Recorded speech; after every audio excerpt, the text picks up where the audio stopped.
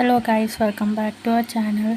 ഇന്ന് നമ്മൾ വീട്ടിൽ തന്നെ എങ്ങനെയാണ് പാൽക്കപ്പ ഉണ്ടാക്കുന്നതെന്ന് നോക്കാം.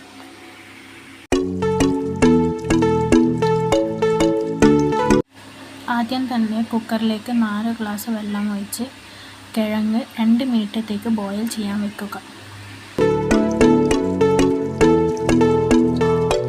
ഇനി 3 ചെറിയുള്ളി, 3 പച്ചമുളക്, 1 വെളുത്തുള്ളിയുടെ പേസ്റ്റ് ആക്കി എടുക്കുക. ഇനി ഒരു പാത്രത്തിലേക്ക് എണ്ണ ഒഴിച്ച് കടു ഇട്ട് പൊട്ടിക്കുക.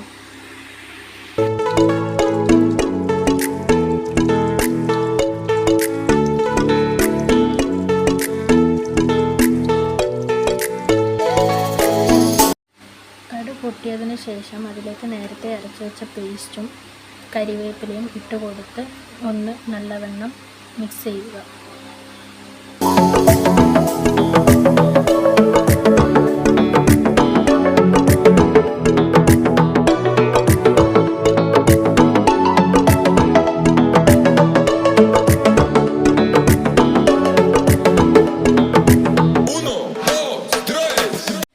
അതൊന്ന് നല്ലവണ്ണം മിക്സ് ആയതിനു ശേഷം ഞങ്ങൾ നേരത്തെ പുഴുങ്ങി വെച്ച കിഴങ്ങ് അതിലേക്ക് ഫുള്ളായി ഇട്ട് കൊടുക്കുക.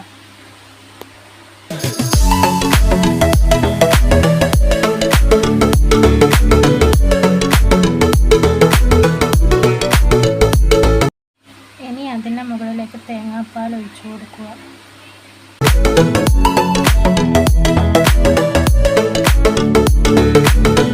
തേങ്ങാപ്പാൽ ഒഴിച്ച് മിക്സ് ചെയ്തതിന് ശേഷം 2 കായമുളക് പൊട്ടിച്ച് ഇട്ട് കൊടുക്കുക.